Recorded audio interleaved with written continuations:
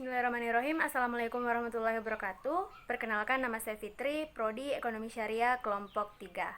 Nah, berkaitan dengan mata kuliah Manajemen Keuangan Islam, maka pada video ini saya akan membahas tentang modifikasi pengelolaan risiko pembiayaan pada LKS. Selamat menyaksikan.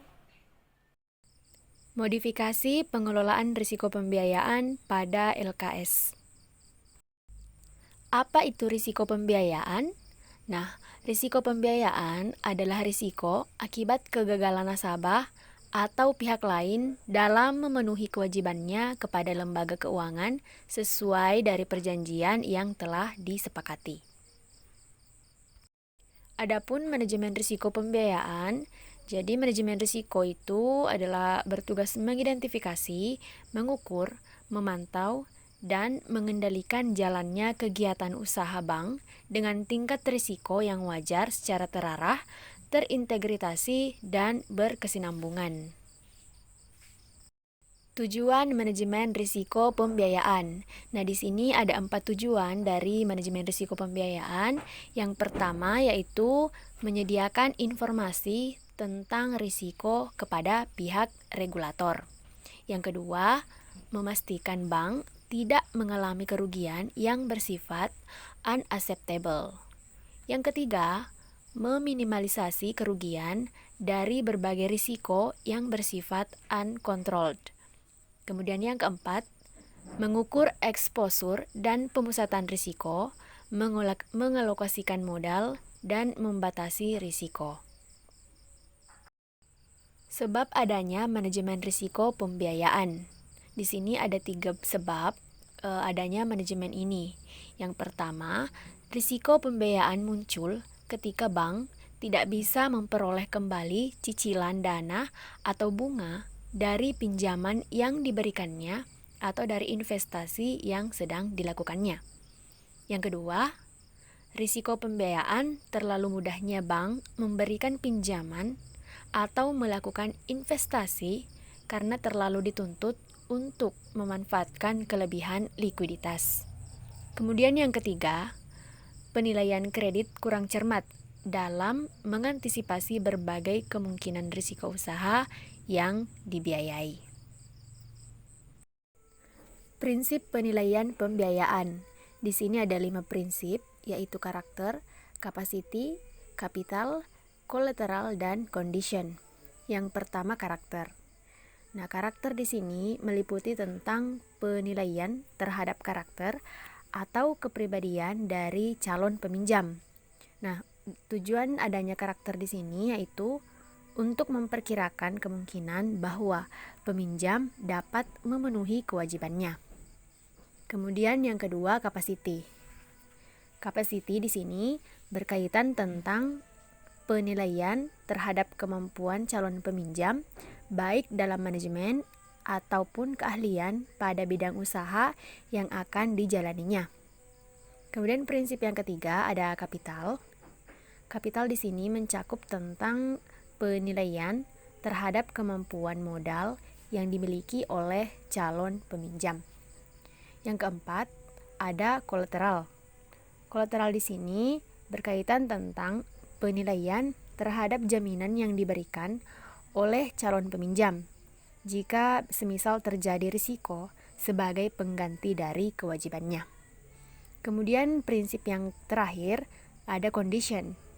Condition di sini mencakup tentang penilaian terhadap kondisi ekonomi secara spesifik melihat keterkaitannya dengan jenis usaha yang dijalani oleh calon peminjam. Proses manajemen risiko pembiayaan. Di sini ada beberapa. Yang pertama, identifikasi risiko pembiayaan, kemudian pengelompokan risiko pembiayaan. Setelahnya ada pengukuran tingkat risiko pembiayaan, dan yang terakhir ada pengendalian risiko pembiayaan.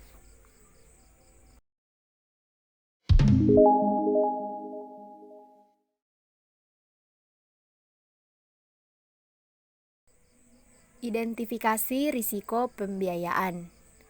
Proses Pengidentifikasian risiko dilakukan oleh BMI dengan sistem yang terintegrasi atau terkomputerisasi. Kemudian pengidentifikasian dilakukan pada akhir bulan oleh analis pembiayaan. Semua data terkait angsuran dan sisa pinjaman masuk ke dalam database.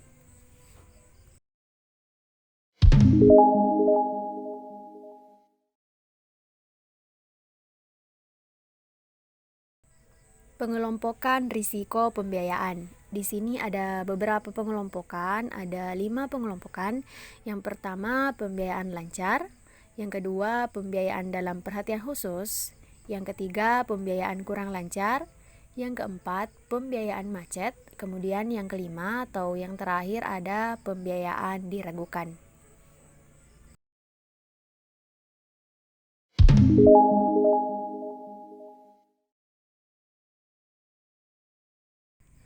Pengukuran tingkat risiko pembiayaan.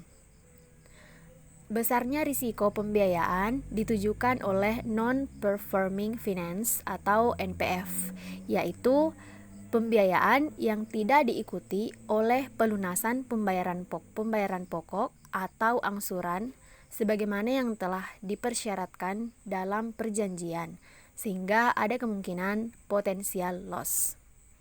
Adapun rasio NPF-nya di sini sama dengan NPF dibagi total pembiayaan yang disalurkan.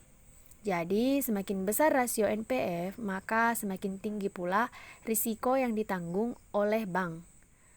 Pembiayaan kurang lancar, diragukan, dan macet termasuk ke dalam NPF.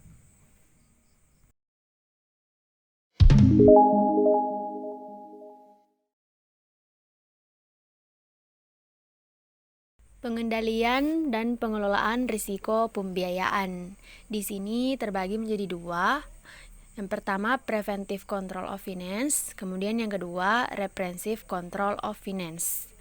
Yang pertama, preventive control of finance. Preventive control of finance adalah pengendalian pembiayaan yang dilakukan dengan tindakan pencegahan sebelum pembiayaan tersebut bermasalah. Di sini upaya preventive control of finance ada 5, ada penetapan prosedur dan kebijakan umum. Yang kedua, asuransi pembiayaan. Yang ketiga, peningkatan kualitas SDM. Yang keempat, penagihan intensif. Yang kelima, manajemen kolektibilitas. Oke, yang pertama, penetapan prosedur dan kebijakan umum. Prosedur dan kebijakan pembiayaan ini merupakan acuan bank dalam melakukan pengendalian mulai dari pemberian pembiayaan sampai pada penagihan. Yang kedua, asuransi pembiayaan. Asuransi di sini untuk mengurangi kemungkinan kerugian dari risiko pembiayaan. Bank juga dapat melakukan kerjasama dengan beberapa asuransi.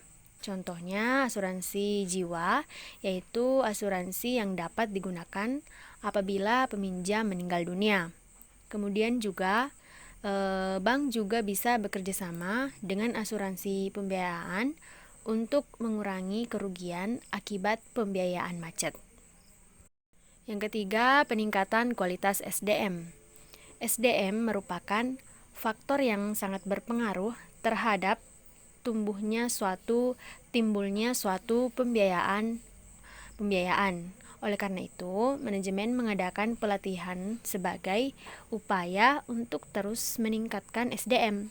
Di antaranya yaitu bisa dengan pelatihan analisa pembiayaan dan pembiayaan bermasalah, bisa dengan pelatihan aspek legal dan akad-akad bank syariah. Keempat, penagihan intensif. Nah, penagihan intensif ini dapat dilakukan dengan cara memantau saldo di rekening tabungan dan melakukan potongan sejumlah angsuran saat jatuh tempo. Apabila terdapat peminjam yang menunggak pada tahun pertama, maka dilakukan beberapa langkah untuk menghindari kerugian. Di antaranya yang pertama, pengiriman surat pemberitahuan. Yang kedua, konfirmasi melalui telepon. Kemudian yang ketiga, pengiriman surat peringatan. Kemudian bagian dari preventive control of finance yang kelima yaitu manajemen kolektibilitas. Selanjutnya, reprehensive control of finance. Reprehensive control of finance adalah pengendalian dan pengelolaan pembiayaan yang dilakukan melalui tindakan penyelesaian setelah pembiayaan tersebut bermasalah. Di sini ada beberapa upaya reprehensive control of finance, ada dua, yaitu proses revitalisasi dan penyelesaian melalui jaminan. Yang pertama, proses revitalisasi. Nah, proses revitalisasi itu dapat dilakukan jika usaha nasabah diindikasikan masih berjalan dan hasil usaha nasabah mampu untuk memenuhi angsuran kewajiban pendapatan. Yang kedua, penyelesaian melalui jaminan. Nah, penyelesaian melalui jaminan ini dapat dilakukan jika nasabah sudah tidak memiliki usaha dan tidak kooperatif untuk menyelesaikan pembiayaannya. Itulah tadi hasil pemaparan materi dari saya. Kurang lebihnya mohon dimaafkan. Wassalamualaikum warahmatullahi wabarakatuh.